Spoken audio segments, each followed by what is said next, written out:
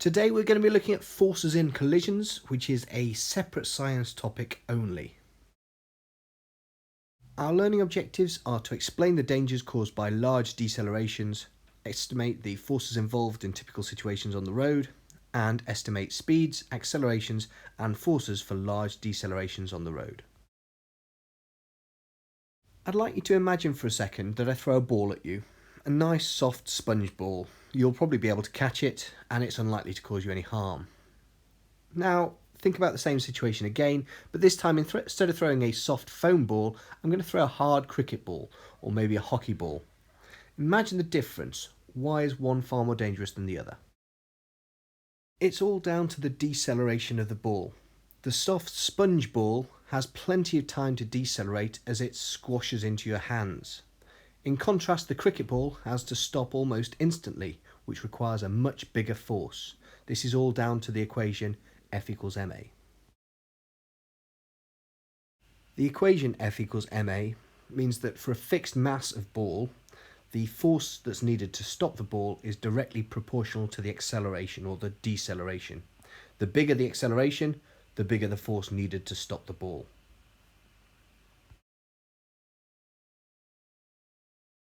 You can see a similar difference if you were to run straight into a brick wall. You would decelerate very, very quickly and feel a very large force. In contrast, if you ran into a bouncy castle, you would decelerate slowly and feel a much smaller force. This particular part of physics is very important when it comes to car safety. I'd like you to now think of as many different safety features as you can that protect passengers in the event of a car accident. Pause the video now and try and list as many as you can think of.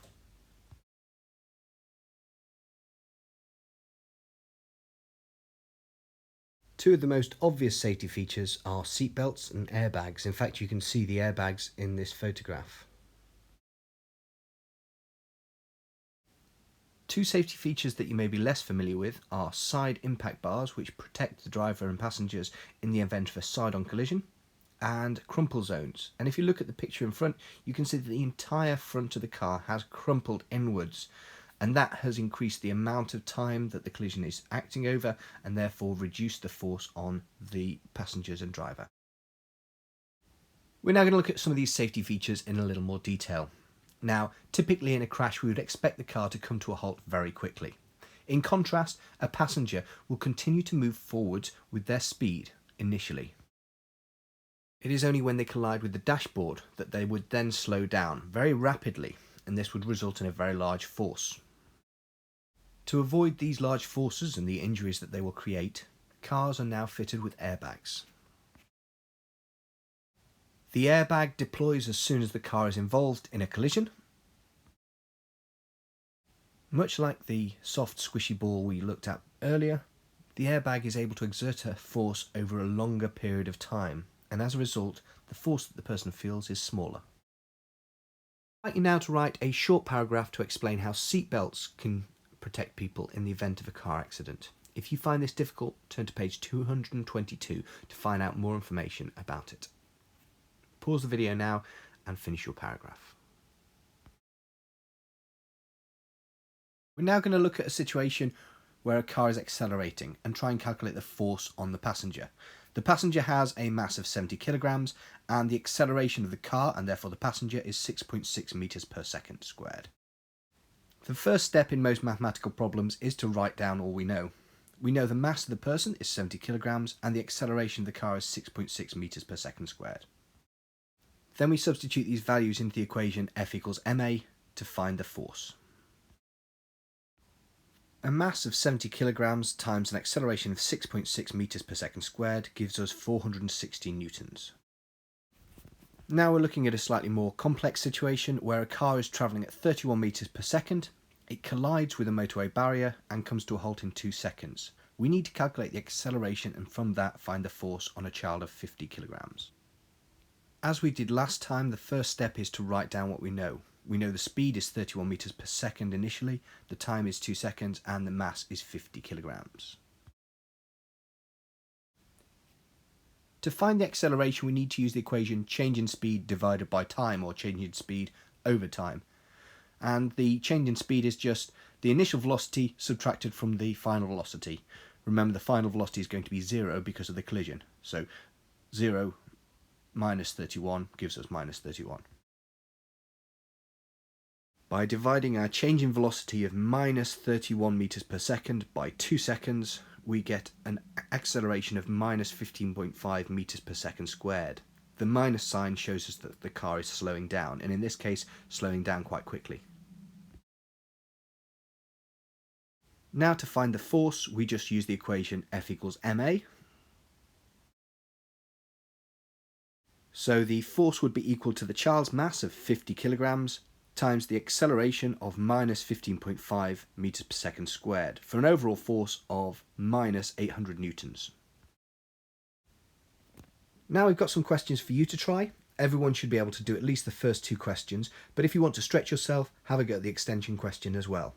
If you struggle with any of these 3 questions, go back and look at the examples that we've just done and re-watch the video. Pause the video now and have a go at those questions.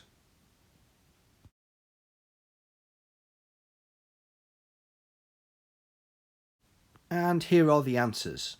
If you've got these right, that's great. Feel free to carry on in the video. If you've made a mistake anywhere, then try and go back and work through your question and work out where you've made the mistake. Use the examples before if you need to try and help you with that.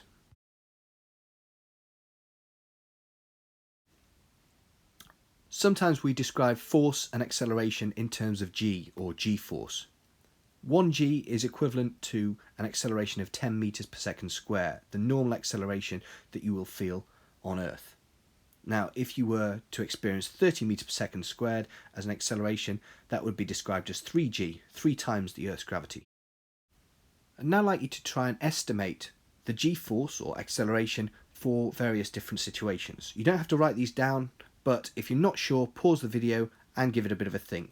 The first situation is for an astronaut out in space. They're almost weightless, so what sort of acceleration do you think they feel? In space, you are almost weightless, and therefore you wouldn't expect to feel any g-force, so 0g. In contrast, when a shuttle was launching from Earth, you would expect to feel much greater g-force than you would normally do on Earth. So have an estimate how many g you think you would experience as you launch from a space rocket. Don't forget to pause the video if you're not sure. A typical shuttle launch could produce about 3g of acceleration, 3 times the acceleration due to gravity on Earth, which is quite a lot to experience, especially when you consider it's for an extended period of time. Next, think about roller coasters. What do you think the maximum g-force you will experience on a roller coaster is? Again, don't forget to pause the video while you decide.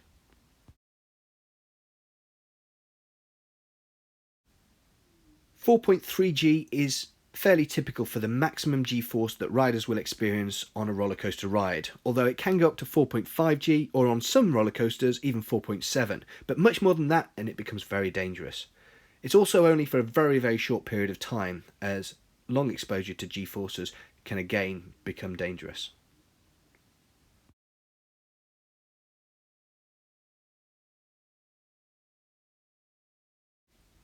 Now I'd like you to try and estimate what g-force you would feel if your car was accelerating from 0 to 100 in 10 seconds. Don't forget to pause the video if you're still deciding.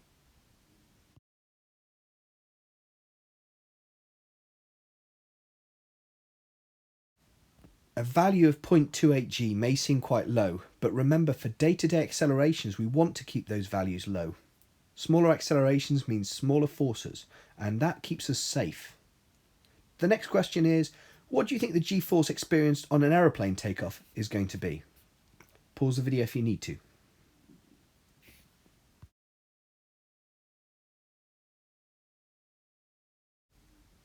A typical value of 1.5g would be about what we'd expect for an aeroplane takeoff. As a final example, what do you think the g-force experienced by astronauts would be on their return from their mission to the moon? Pause the video if you need to. Astronauts would have experienced over 7g on their re-entry, which is becoming dangerous and one of the reasons that astronauts had to be in peak physical condition during the moon landings. For our final activity, I'd like you to copy down this summary paragraph and complete it with the missing words. Pause the video as you copy it down.